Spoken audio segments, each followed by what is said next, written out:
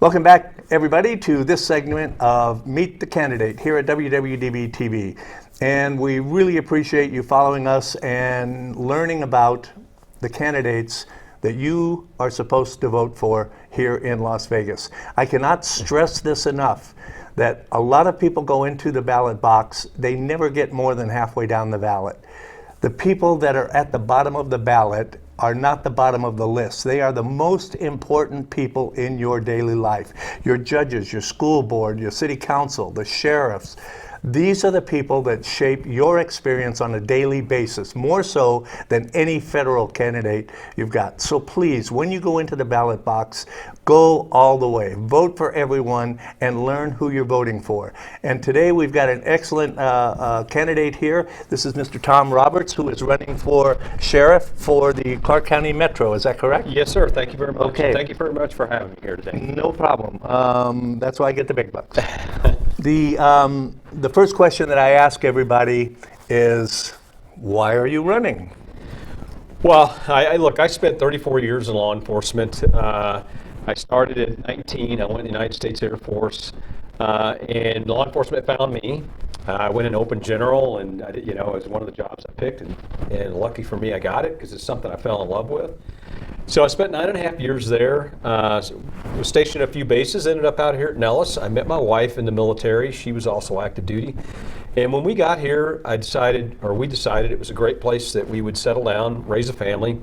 And I got out of the military and joined the Metropolitan Police Department. I spent almost 25 years there. I worked almost every aspect of the department, and I retired as an assistant sheriff in 2018. I spent almost 10 years on executive staff, involved in the executive leadership of the organization in a variety of different functions, which I believe make me well-rounded for this position.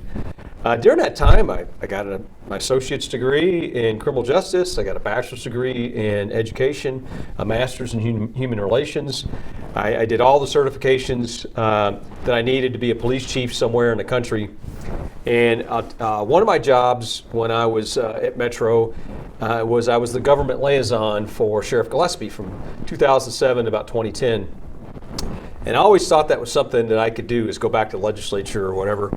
And when it was time for me to get close to retire, I talked to my wife and I talked about where we wanted to go in the United States. And the conversation came back, we really didn't want to go anywhere. We got 2 sons that live here. This is our home. We were vested in this community. We didn't want to go anywhere. So police chief was really kind of off the table. So there was an opportunity that came up for me to run for the Nevada Assembly. I remember. And a gentleman that was in my district stepped down, so it was an opportunity for me to run. I did. I was successfully elected twice. I still serve in that capacity. But with Sheriff Lombardo moving on to run for governor, it was an opportunity to get back into law enforcement, do something I love. I believe I can make a difference in our community. I can make a difference in the police department, and that's my sole motivation. Excellent. What do you see? What do you personally see as the number one issue facing Metro today? Well, I mean, or maybe the most important. There's a few issues that I believe face us. I think the biggest issue that faces our community is crime, the rising crime. So I think that needs to be addressed. The issue that I believe is facing Metro is retention and recruiting. Police departments all around the country are struggling to recruit police officers for a variety of reasons, right? I think that the past protests from a year or so ago has deterred a lot of young people from choosing this profession. And the other thing I think that is impacting Metro here is there's a toxicity within the organization that is, morale is low, and people are leaving as soon as they can. They're not sticking around. And I believe that those things need to be corrected for a couple of reasons, right? Because we obviously need staffing to deter crime and address crime issues in our community. But the other thing is I think that if you have an unhappy work environment and employees are not, they're miserable at work, that is going to translate into the services that they provide to our community. That's in the way the police officers police the street. It's the way dispatchers answer the phones or not answer the phones. It's the way our civilian employees interact with the public. If they're unhappy, they're going to show it, and I think it's going to translate into the service they provide, and those things need to be fixed. So every candidate that I've talked to says, we have to do this, we have to do that, but do you have a how? Well, I don't expect you to spill all your beans right here. Look, I have my own ideas. Right. A lot of it is leadership. And I did a project for North Las Vegas Police Department right after I retired and while I was running for office. They were in a transition for a police chief, and so I went in and helped them do some strategic planning and do an assessment of the organization. And what I did, this is what I would do at Metro or any time that I've taken over a new assignment, is I interviewed everybody within the police department and found out what their challenges and issues were, and basically created a checklist on the things that we were going to fix. Not only the police department, I talked to the city council, I talked to all the stakeholders that are involved, and I would approach that the same way here. Yeah, I've got my own ideas, and I could probably maybe guide the conversation to some of those ideas, but as we talked before we came on camera, diverse perspectives bring in better decision making, and I believe that I would work collaboratively with the unions, the associations, all the stakeholders involved, and see how we can turn that around. That's actually a good concept and a good idea, because I've had a similar experience. The people that are out there in the streets, on the front lines every day, know what needs to be done. Yep. And too many people in leadership roles don't listen to them. And maybe not every idea that they have is a good one, but you can get a pretty good idea, like you say, if you're talking to everybody and you get the feedback and you know where the problems are. One of the things that I've always, or that I wanted to talk about was recently, you mentioned this recently, the call to defund the police, which is a misnomer, but what they're talking about is reducing the budget and maybe refocusing some of the efforts that the uniformed police officers do to some other area of the government or however. How do you feel about that? Do you think that there are situations that don't need an officer to show up on the site, that maybe someone else can handle it? Or well, I don't believe that we should, number one, we should start by reducing budgets and reducing personnel, because when you do, you eventually cut some kind of service somewhere. But now, you can reallocate. Well, so let me finish. Okay. So what I would say is that you can maintain the police budgets, but you allocate monies to some of the areas where we have challenges, which is mental health, homelessness, addiction. And those are some of the top issues, social issues that a lot of times the police are left to handle, right? And I think if you work collaboratively with our funding bodies and the state and local government, which I've been working on the last 3 years at the legislature, is if we can address some of those issues, then you can pull back some of the resources that the police are allocating to that. That works in your jail system. Mm-hmm. It can work in the way you respond in the street. And so I think the key would be to slow down the growth of the criminal justice budget and try to put emphasis in other parts of our social support system that we can actually reduce crime, reduce recidivism, I can never say that word, and work on the issues that are important to our community. Well, yeah, I mean, that's exactly right, because those three things that you mentioned are the major source or cause of crime almost anywhere. Well, I think there's one other too, and I think it's socioeconomic. Right. Is that if you look at any of our challenged neighborhoods in the valley, they've been the same neighborhoods for as long as I've pretty much lived here. Some of them, we've got some new ones that have cropped up, and a lot of those are socioeconomic issues in those areas. And I think if you work on providing jobs, providing training and education to people and opportunities Right. that not everybody else has. I think you can also address crime too, but those other issues that we just talked about are serious underlying issues that And drive a lot of those are part of the socioeconomic. Yep. And the sad part is that you as sheriff can do very little in that area, Well, what happens is other than talk to the people that need to be talked to. Well, I mean, I think you can. I think you can be the lead in a lot of those things, and I think what separates me from some of the other candidates is my 3 years and going on 4 in the legislature, right? And what I've learned from that is I've learned a lot about state government. I was on the Ways and Means committees, budget committees, the Judiciary Committee, a variety of committees, and I've worked with a lot of stakeholders at the state level and local level, but I also understand the art of collaboration and compromise, right? And I know that you can dig your heels in, and you can have your own perspective on things, but you got to respect the other side, and you can move to some consensus and get things done. That's the way. That's the only way you can get things done. That's the only way you can get things done. Because typically on any kind of program, there's always a winner and a loser on some of those, and so you got to find some good middle ground to get these things done, and other people's perspectives need to be weighed in on.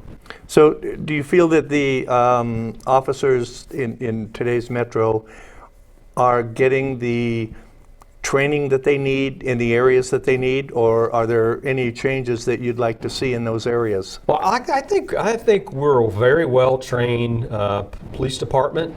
The thing with training is that it should continually evolve. We should, like I was part of my time at Metro, I was over the Office of, not Office of Communications, the Office of Internal Oversight and Constitutional Policing. And what the purpose of that was it was a learning bureau to look at things not only that we do, whether it's officer-involved shootings, use of force, or things like that, and we make changes to our training and policies, to try to either lower those numbers or prevent people from getting into those. And we should also be looking around the country to best practices. What's somebody else, doing in somewhere else that we may not be doing here. So I think that is a constant evolution, and I would be committed to continue that evolution and invest in it, because I think if you invest on the front end, it certainly saves you a lot of heartache, lawsuits, a variety of things on the back end. What would you say to anyone that's, the young people that may or may not be considering a career in law enforcement? What would you say to them? Well, I would say do your home. Look, it's a great career. You have a lot of variety in your work. You're making a difference in people's lives every day, and it can be a positive difference. And I think 90-something% of the time it is. Sometimes we have to take people to jail because of state statutes and things like that, and it can have a negative consequence. But far and far, there's more positive interactions with the police, and don't believe all the negativity that is spread in social media and around the country and on the news. It's out there, but it's not as prevalent or as pervasive as people may seem. The community here in Southern Nevada still supports the police by far and far. I mean, we were very well funded, we're very well supported, and know that it's a change. And then look, and if you have issues with the law enforcement, it's better to be part of the solution, than be on the outside, right? And so I would encourage people, if you want to make change and you want to be involved in something, sign up. It's a great profession. In any organization, you're going to have the bad apples.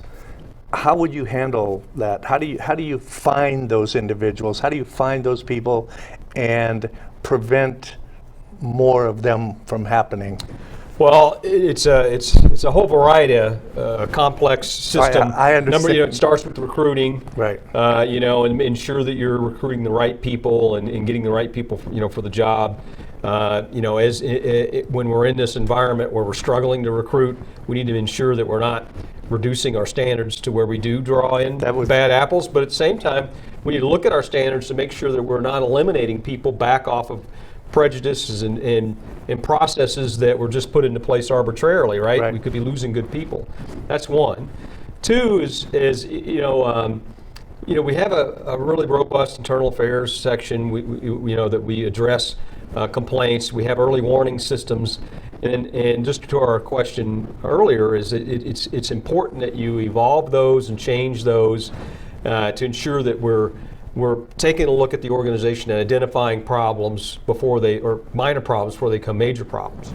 I think the other issue is supporting our people. I sponsored bills at the legislature to include PTSD and for workman's comp. Our police employees assistance program to make when people come forward, those are confidential, so they can't be used in civil hearings. Annual wellness checkups, mental wellness checkups, because I've seen a number of people that I worked with weren't the same people when they hired until they either fell off the rails or had serious issues in their personal lives, and a lot of that was attributed directly to the job. And I think it's our responsibility to ensure that we keep those people whole and keep them employed so that this career isn't impacting their personal lives. And a lot of times, sometimes that can work into misconduct. And for those people that do engage in misconduct, and we hold them accountable up and to include termination when it's appropriate. Okay. I had another question I was going sorry. to ask you, but I forgot. Sorry, No. if I talked too long, I apologize. No. Yeah. Please, that's why you're here. Okay. I don't want you to, this is your time to tell people Okay. what you think and what you're going to do. Give me a second and I'll get it. You had talked about PTSD. And a lot of people don't realize that that's not just a military thing. That any kind of trauma can, and being a law enforcement officer is an extremely stressful job, not only for the officers but for their families as well. Yeah. So, is there anything that you think might be more helpful than what's happening today to help the families deal with those kinds of stresses? Because that's an important, what's happening in the family is going to affect that officer's performance as well. Yeah, well, look, we have a self-insured insurance, health and welfare trust for our commission folks. I think our civilians are involved in insurance. I think we need to look at more mental health family type programs. I think there's a lot of information within the department that can help with that. I think we need to make those available to our employees, and some of that in an insurance format will give employees and their families the confidence that won't be shared with other police officers within the or with the organization, because sometimes there's a fear. That's why a lot of people don't come forward, is there's this fear that it'd be held against you, right? That you have a problem. And so I think we need to look at that whole system and provide some better services in that arena. I think we do a very good job with it, but I don't think we're as proactive as we could be. My son's a police officer, right? He's been on 3 years, and I tell him, because I've seen this in other peers of mine, is don't let this job consume your whole life, right? You need to have outside influences, whether it's I was always a coach in sports. We had friends outside of law enforcement. My family was always, most important to me, and I did a lot of things with my family, because I see a lot of people that are just surrounded with cops or police officers and people in law enforcement, and what happens is... It's okay, you can call them cops. What happens is you get this group think, and a lot of the challenges that we have with this job end up being compounded because you're not exposed to anything else. And so I think it's important to have that and recognize when it is taking over your life. Well, in a lot of cases, most of the time, the law enforcement's interaction with the public is a negative. They, just like judges, get to see the worst in people, right? And that can't I think it can't help but affect you as an individual and get that mindset that, we're the only sane ones. Everybody else out there is nuts. Well, you see, I mean, obviously, a lot of the things that you're exposed to are people. It's not when they're at their best. Right. I think we do a fantastic job of training with our people, to our policies and the leadership that we provide does a good job to prevent that. But it goes back to our original question: is sometimes when you have a toxic work environment, if you're having a crappy day internally, and you go on the streets, whether you mean it or not, you might end up taking it out on the public. I don't think that's widespread by any means. We have with the advent of body cameras and a variety of things that that are out there today. People know they're constantly being watched, but our people are great professionals, and I think they're above board for the most part. So what do you think about body cams? So I believe it's one of the best things that have happened to law enforcement, in my opinion. I was the chief of patrol when we did a wide body camera pilot, and we did a study with UNLV to see the effectiveness of it. I wore a body camera when we were trying to get volunteers for the study and to wear them, for the pilot. And we found very quickly that a lot of times that it helps the officer more so than it hurts them. And I think it's so ingrained in the culture now that people are used to it, and they don't know what it would be like without them. I think the challenge that Metro has is that we've had some issues where there's been people that normally don't work in a uniform assignment that are out working a uniform assignment, and they don't have a body camera. And because there's such a prevalence of them in our workforce, that when you don't have video when something bad happens or some critical incident happens, is people automatically assume that you're hiding something. So I think we need to expand the body camera program just so that when people are in uniform, regardless of their assignment, they should have access to it regardless of rank. I agree. I have two people that I know in Metro that got into situations that, thank God, they had a body cam. Yeah. Because without that actual recorded event, they could have been in some deep crap. So I think I agree with you that it does protect the officer as well as the public, and I think from my perspective that it maybe gives the public a little more confidence that I'm not going to shoot off my mouth if I'm on camera. So, well, I think it does work, yeah. right? Is that they know they're being filmed, just as we know we're being filmed. Right. And it's a third-party monitor to the situation, and I think it helps in both, in both circumstances. It's not going to help all the time. No, but it's certainly good to have. If it helps at all. And I can tell you from training and review of critical incidents, those body cameras have been invaluable to lessons learned. As we realize that we identify issues with policy and training that we didn't realize until we saw those right. things, and so I think it's changed law enforcement in a positive way, and if you leverage it, we can do even more. Cool.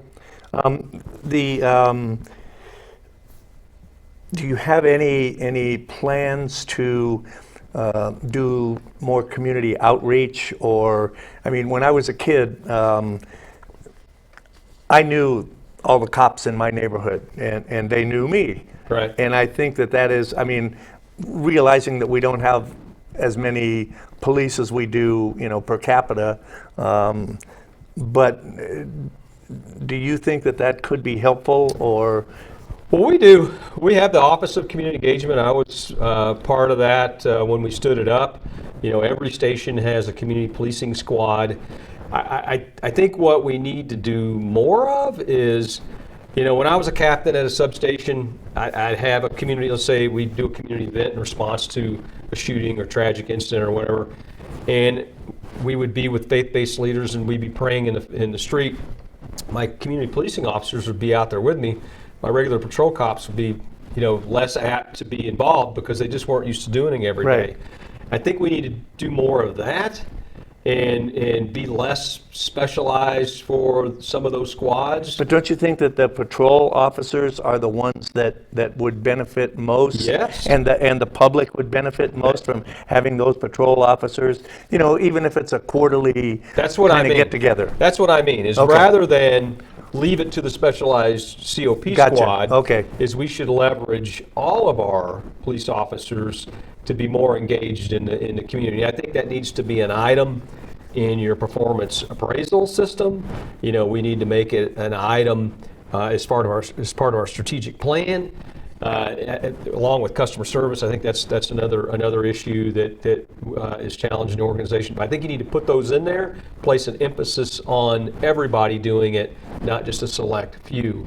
And I think you get better outcomes that way. And I think another thing that I would really be a proponent of is evidence-based policing is more of a deterrence, putting as many people in uniform and in black and whites as you can, deterring crime in neighborhoods throughout the valley, and interacting, having the time to do positive interactings, not running call for call. If you build a huge reactive police department, that's exactly what you're going to have, is a Right. reactive police department. We need to be proactive in our deterrence, and that would be an emphasis for my administration. Great. We're kind of getting short Okay. on time here, so what I'd like you to do is just tell the voters anything that we haven't covered that you want to make sure gets out there, any message that you have to them. This is your time to shine. Well, thank you. I appreciate it. Look, you know, the message I would give to you is, look, there's several candidates involved. I think I'm the best one based on my formal education, my experience, and my experience as a legislator. Some people may say that that's a deterrence, but I think that sets me above the others. You can learn more about me from my website at robertsforsheriff.com. That's Roberts for FOR sheriff.com. You can also email me at tom@robertsfornevada.com if you have any questions. But please reach out to me if you do, and I would certainly appreciate your vote in this upcoming primary election. Tom, if I may call you Tom. Yeah, of Thank you course. very much Thank you. for coming in and sharing that with us. And I'd like to tell you again out there, please, this is important. It's important to all of us. We have about 47% in the last election. We have about 47% of registered voters actually voted, and not everybody that was eligible to vote registered. So you have about 3 people are making decisions and telling us how to live our lives for the other 10. So you need to get out there. You need to. Your vote does make a difference, and just educate yourself and take a friend along. Just if you're going to go down and vote, grab somebody, or 10 or 20 or 30. I think I had one of my candidates in here said 35. 35's the number. So, but anyway, thank you all again for watching the Meet the Candidate here on WWDB TV. And remember, if you're going to do it with styles. Thank you. Thank you.